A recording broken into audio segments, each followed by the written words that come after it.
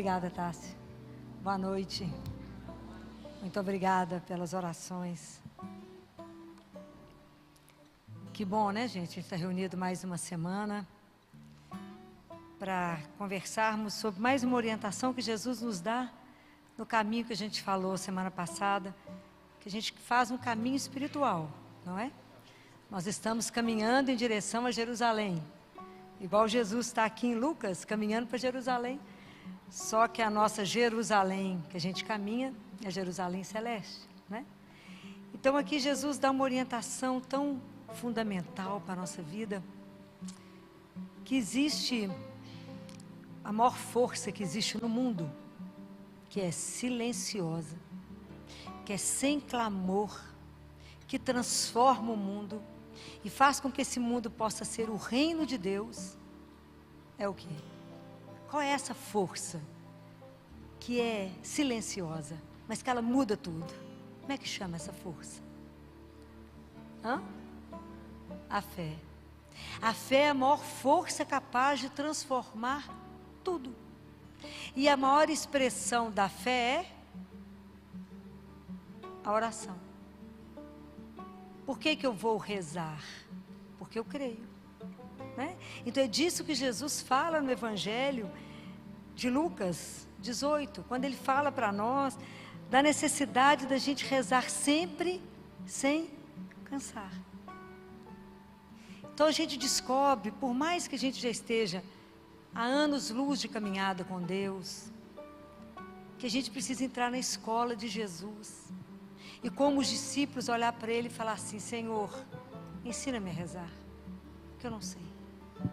Me ensina. Essa é a grande chave da nossa vida e a gente não sabe rezar. Então por isso que Jesus insiste com isso, né? E conta a história daquela viúva. E a primeira leitura de domingo era Moisés intercedendo pelo povo, com os braços elevados. Sempre em atitude de oração. Isso tudo tem uma linha para que a gente pense, para nos ensinar, para que a gente possa aprender. Então, o nosso modelo e mestre de oração é quem? Quem é o nosso mestre? Quem é o nosso modelo? Quem que eu tenho que olhar e vigiar e acompanhar e falar, e faz assim, eu faço também, como que é? Jesus. O nosso único modelo é Jesus. É Ele que tem que nos ensinar como rezar. Porque Ele vivia rezando. Tudo que Jesus ia fazer, Ele rezava antes. Imagina, Ele conversava com o Pai em cada coisa que Ele ia fazer. Quando Ele foi escolher os apóstolos, Ele passou a noite em oração. Ele passou a noite em oração. Cada coisa que Jesus ia fazer, a primeira coisa que Ele fazia era rezar. Vocês imaginam nós, que somos criaturas, que achamos que podemos fazer tudo sem rezar, não é? Então a expressão da nossa fé é a oração. Mas a oração, ela não é algo que acontece assim, né? Ela é o reflexo da nossa vida de fé. Porque à medida que a gente vai amadurecendo, à medida que eu creio na bondade de um Pai, no tanto que Ele é bom, que eu creio no amor dEle por mim, que eu entendo que Deus ama cada um como único, eu tenho confiança de falar com Ele. Então a oração é um encontro face a face, como Moisés fez. Imaginem, Moisés, quando conversava com Ele, brilhava tanto que tinha que tampar o rosto, que o povo não dava conta de olhar para Moisés. Pode uma coisa dessa? Igualzinho às nossas orações, né? Igualzinho. Porque na hora que eu vou rezar, eu não posso rezar do lábio. A nossa oração tem que ser uma expressão do meu coração. Então por isso que a gente reza, fala, mas eu fiquei pior do que eu comecei, eu não rezou. Não falou com o único que é Deus. Então é um encontro. Então rezar é encontrar. A oração tem que ser um diálogo, porque eu me encontro com uma pessoa. Eu não estou encontrando com uma ideia. Eu não estou encontrando com nada. Eu não vejo, mas é Ele vivo diante de nós. Jesus já ensinou tudo sobre oração, a gente que ainda não aprendeu. Tem uma frase que Ele falou, que dá um retiro. Não dá tempo de eu discutir ela inteira com vocês. Mas Jesus falou assim para nós: quando orardes, cadê o resto da frase? Quando orardes, fazer o quê? Quando orardes, entra no teu quarto, fecha a porta e ora em segredo, que o teu pai que vê tudo te responderá. Ele já sabe tudo que você vai falar antes que a palavra chegue na sua boca. Só isso aqui, entra no teu quarto, fecha a porta e ora em segredo, só isso aqui dá um livro. Você está achando que eu estou de brincadeira ou não? Mas a gente não conseguiu fazer nem isso ainda, né?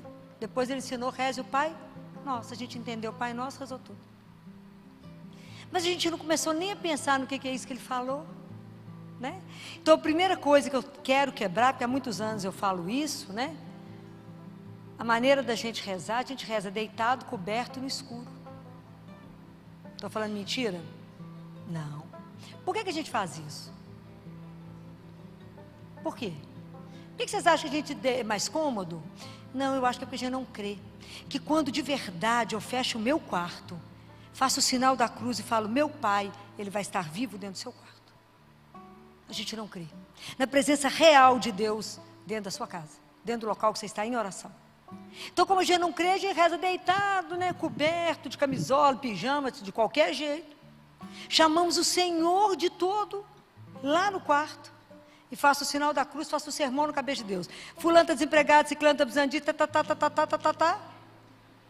E falo, então tá, obrigado, em nome do Pai, do Filho e do Espírito Santo, amém, o anjo da guarda falou que já está todo mundo morto, dormiu. Estou falando mentira? Isso é oração, gente? Deus deve olhar e falar, quem está, tadinho, está cansado, que Ele ama tanto, que olha e fala, ô tadinho. Quem sabe amanhã, ela me escuta. Isso é oração? Não, isso é monólogo. Está errado. Se eu falar agora, que eu vou lá para sua casa, tomar um café, você vai colocar a toalha mais linda que você tem, colocar a louça melhor e eu sou nada. Aí a gente recebe Deus vivo, deitado, coberto no escuro. Presta atenção se isso é vida de oração.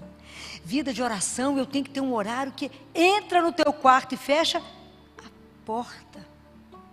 É você e ele, mas não fecha a porta atrás de você, não. Convide ele para entrar. O que ele fala em Apocalipse? Eis que estou à porta e se você abrir, eu entro. Eu cearei com você e seremos amigos. Presta atenção nas propostas de Deus para nós.